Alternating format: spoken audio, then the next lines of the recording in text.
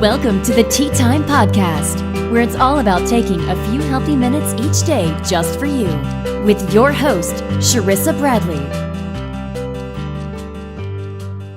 Hello, and welcome back to another episode of the Tea Time Podcast. Today, we are going to be talking about morning routines. And the reason I wanted to talk about morning routines is because this is something I have been struggling with, I don't know, since I ever heard the word morning routine and realized that this is something we have to have and do now rather than just getting up and doing your day.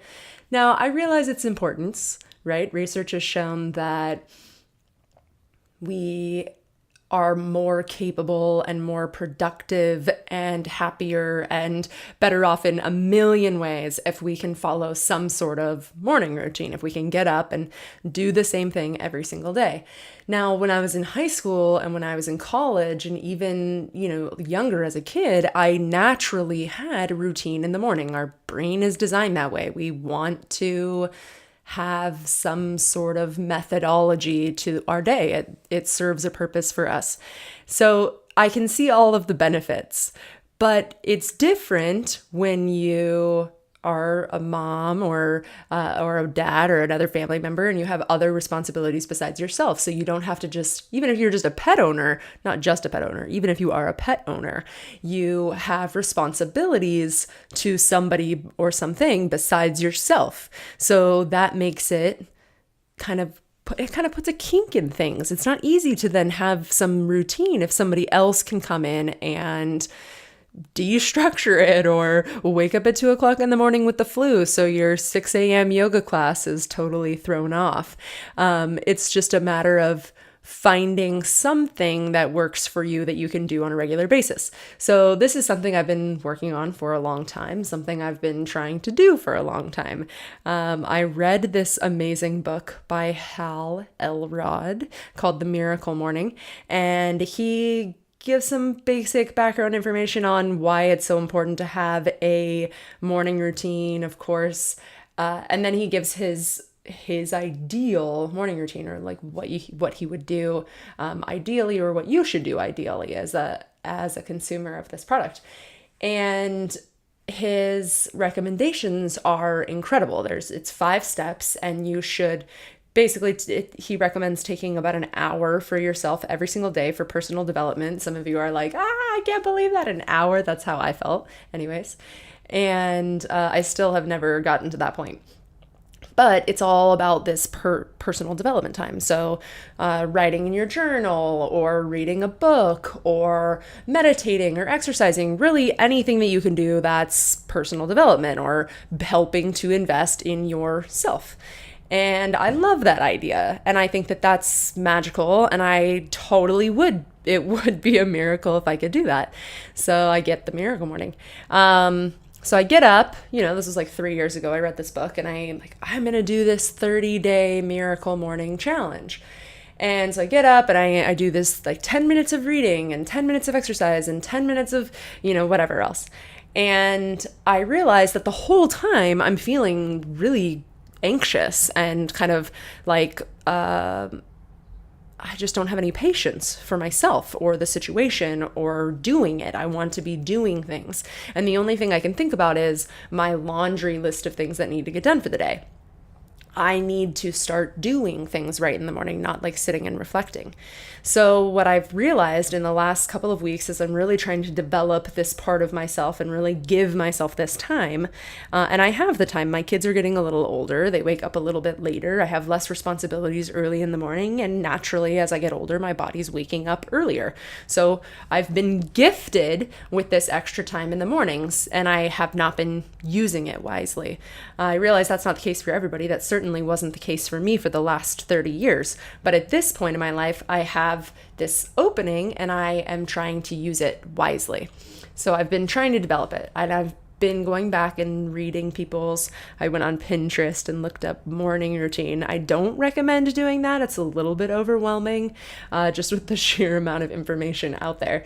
But what I did end up doing after really thinking about it, I really took about 2 weeks to think, what are the things that are going to, A, make me feel good in the morning, and B, set me up for having a really good rest of my day, because that's what the Miracle Morning was all about, was making sure that the rest of your day was idyllic. What could you do to set yourself up for that? So that's what my main focus was. And I figure I can have about an hour if I get up at the right time and everything goes smoothly, which would happen if you build a pattern, if you build a habit, it will go smoothly. It'll be a very normal routine for your body, and it'll just happen. So it takes time to build that structure though, and I really wanted to make it worth it. So over the last week or so, I've started thinking about the things that would do that for me. And I, knowing myself now, know that I can't sit still and reflect in the middle of, or the beginning of the morning. I have to start doing things right away, because my body just wakes up quickly and I have this surge of energy first thing in the morning. And that's when I'm the most productive in an active way. So, and I'm not really super big into exercises, and we're going to talk about that on the next episode, and movement. But I do need to do something that's moving. And I also want to set my intentions for the day. So really plan out what my day is going to be like. And I also have dogs, and they wake up early. So I figured I could get up with them first thing and take them for a walk. And during that walk, I could have some quiet reflection time to set up my day. And then when I get back from the house, I can clean up the backyard from the dogs from the day before. And that allows me to spend a little bit of time on nature, a little time outside, a little bit of time with quiet contemplation. And it's a humbling experience as well, absolutely humbling. So that is helpful to start my day. Plus, I feel like I'm getting my chores done, which is always beneficial, because I feel like I've made progress as well as kind of helped myself set my day up mentally. And I've gotten the movement going, so I don't feel that anxious energy that's just sitting there that isn't going anywhere. And when I wasn't using it appropriately, I would wake up with that feeling of, I feel like I was having anxiety. And what it is just my body surges with adrenaline first thing in the morning, and I have to use it in some way. And I needed to use it in like an activity. So taking the dogs for a walk actually solved a lot more problems. And then spending a little bit of time in nature and helping myself get grounded, because that's the other problem. My head is always spinning with information. I'm always thinking at least 2 or 3 or 4 more steps ahead of where I'm at. And often I find myself being distracted by the plans and the things and the wheels spinning in my head, that I'm not paying very much attention to the things that I'm actually doing. So I end up all the time, when I'm at the water tower getting my water in my kitchen, all the time it either like spills to one side, or it like spills over, or I just like move my hand and it's like just coming out, and I'm realizing like, oh my gosh, I'm so distracted. I am not even pouring myself a glass of water like consciously. So really pulling the reins back and thinking, okay, I've got to be here and doing the things that I'm doing, not doing something else while I'm trying to physically do another thing.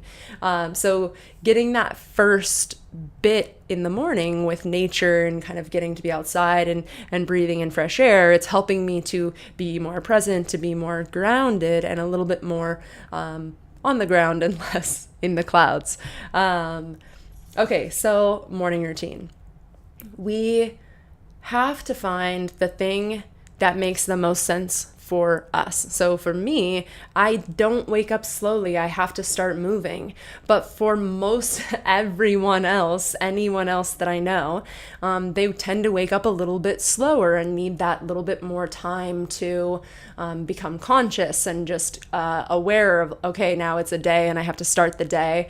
And that's great too. And in fact, if that's who you are, if you're having but if you're waking up a little bit slower, you can use that time in your bed as you're waking up to set the day's intentions and kind of see the day planned out. And that could actually be your morning routine. It doesn't have to be this whole long, like, get up, exercise, lay out the clothes for the next day, drink a protein shake, eat a banana, and do 50 push-ups before 6 a.m. Like, it doesn't have to be so extreme. It could be as simple as every morning when your alarm clock goes off, you set it maybe 5 minutes minutes before you need to get out of bed, and you sit up in bed so you don't fall back asleep, because I would notoriously just like go back to sleep.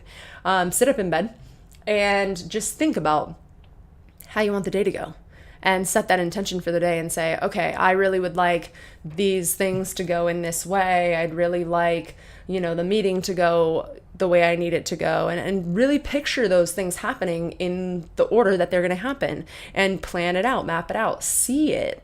And in doing that, you kind of set the intention for the day, and it gives your brain an opportunity to prepare for those things. Like, okay, that event is coming up, that event is coming up, and this is how we're going to react to it, and this is how we're going to feel when we're in that situation. And even if you just take 5 minutes every morning, that could be your morning routine. That is enough, research shows, 5 minutes a day, to do all of those scientific things that help your brain, help your body, help your mood, help your health, help your stress levels, all of that. And it doesn't have to be some big elaborate task.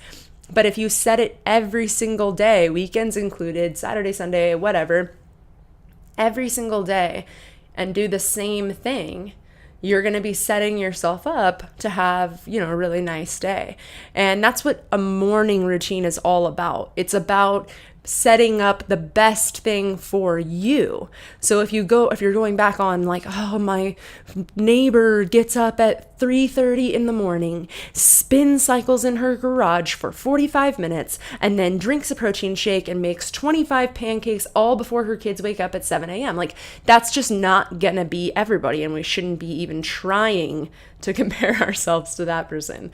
But if you can set up something for yourself, even if it's just setting your alarm clock 5 minutes early, sitting up in bed so that you're not going back to sleep, and setting your intentions for the day. Set that 5 minutes to just feel, okay, this is what I'm doing today. And if you're a more active person, first thing in the morning, you need to jump out of bed and you need to be doing something. You can, sometimes I stretch right when I get out of bed. That helps to move that energy through my body so that I'm not feeling so anxious.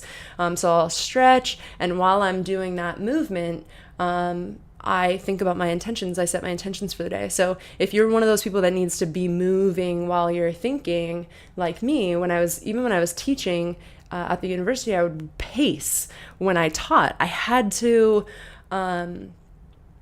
be moving in order to think. So I would walk back and forth in front of the classroom the entire time, because that helped me clear my, the energy, I guess, so that I could think more clearly. So if you're having a problem getting your mind to quiet down to do this process, then try moving at the same time, because sometimes that helps. You're moving the energy, and set the intentions in that way. And really just whatever works for you is what's going to work for you. But the point is that it doesn't have to be this huge elaborate thing. It can be something, really super small. Like if you're into spiritual, reading the Bible or reading something spiritual in the morning, get up and do that for 5 minutes a day, or just try to set your intention, try to get clear in your mind what your day is going to look like, and set that little bit of a routine for yourself. And it's just unbelievable the amount that can get accomplished when we do this for ourselves. When we say, hey, we are so awesome that we are worth taking this 5 minutes, 10 minutes, 20 minutes a day, an hour a day, I don't know, whatever you got, whatever you have, and giving it to yourself and saying, this is only for me. This time is only for me, and I'm going to use it to decide what's going to happen in my life today and how I want to feel today.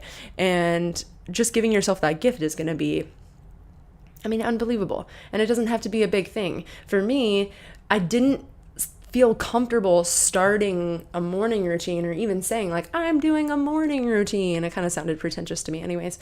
But I didn't want to start it because it felt so daunting. It felt like this huge thing that I had to do, that if I didn't have an hour every single morning, that I was going to be some type of like failure at life. And I just can't wrap my head around what that was going to take from me. And plus, like, sitting in quiet reflection for an hour every single morning feels so like wrong to me. My body is like, okay, I'm awake. I've been sitting, I've been sleeping, I've been laying, and now it's time for me to be moving. So once I started moving my body in the morning to use that time to set intentions, it made so much more sense to me and it felt better to me. And I'm only a couple days in on my own routine, but just having that pressure off, I guess, that is they're saying, society wants you to do this 5 to 50-minute session of meditation and quiet reflection every morning. Well, those kinds of things work better for me at night when naturally my body is ready for quiet and reflection and gratitude and contemplation. And that's when I like to really focus on all of that. So when I'm naturally calming down, if you need a little bit more time in the morning, take that time, that 5 minutes, sit up in bed and do it then. If you're a mover and you got to get up, you're a mover and a shaker, and you got to start moving and shaking first thing in the morning, then once your alarm clock goes off, just start stretching a little bit and get that blood moving and tell your body like, okay, yeah, we're up now. And these are the things we're going to do today. And this is how it's going to go. And by setting that up, again, your brain is going to have those milestones for the day, and it's going to anticipate it. It's going to anticipate the meeting going well. It's going to anticipate you feeling really awesome. It's going to anticipate all of that. So then when it inevitably does come true, you feel awesome, but your brain already knew that you were going to do that. So there was no stress, there was no fear. You're setting it up for like, this is how it's going to go. I already feel super good about it. And can you imagine? So I do remember, and I still have done this probably recently, where on a Monday morning, I'll wake up and be like, oh, it's Monday and we have to do all the Monday things. And it's going to suck because it's Monday and like nobody wants to do Mondays. And like, I'm not an exception to that rule. And then the day really does freaking suck. Like, doesn't it? It does. It always sucks. It always is like the worst day because we set it up that way. And there's that speech, right? And he says, I think it's Franklin Roosevelt, and he says, whether you believe it is or it isn't, you're right. And that's what it is. We're setting ourselves up and we believe like it's going to be a crappy day. And then that's what it is. Like if you want it to be that way, then that's what it's going to be. So for me, the most important thing in my morning routine is just getting up and making sure I've set that framework for the day. And I'm not talking about a to-do list. I'm not talking about, write all that stuff down, because anytime I've ever written a really long to-do list of everything I want to get done today, I just want to take a nap and nothing gets done. And then I feel horrible that night because it was like a total failure. I had 12 tasks on my 4-hour to-do list and I got nothing done and now I'm a failure. So no, that's not what I mean. What I mean is setting a framework. There's laundry that I want to get done today and I'd like to get it accomplished by the end of the day. There's an episode I'd like to record before the end of the day and I'd like to make sure that happens today. So setting up what you want to have happen and how you want it to have happen. And that doesn't have to be in an hour-long process. That can be a really quick, heck, it can be a 30-second thing while you're getting dressed. Instead of worrying about what the day is going to look like, spend that time that you usually spend anyways just setting it up yourself. Paint the picture, right? See it all played out like a commercial, little snapshots of the day. And then we know, okay, this is what I'm looking forward to. And it'll be better, hopefully. I don't know. This is only my 3rd day in. Hopefully I love this morning routine 30 days from now because I'm going to hopefully make it my habit and I feel really good about it. So today was just about telling you that it doesn't have to be a big thing. And it can look like walking the dogs and picking up dog poop afterwards. Even that can be centering and humbling, as I mentioned before. Thank you so much for joining me today. I really had a blessed time drinking my tea with you. I hope you have a great week. I'll see you soon. Thank you for spending your tea time with us. Be sure to subscribe so you never miss an episode. Living well and shining on what you're about. Eating well is loving from the inside out. So take the time to love yourself. Take your plans off of the shelf. 'Cause for all you love, with all that you do, don't forget to love you too.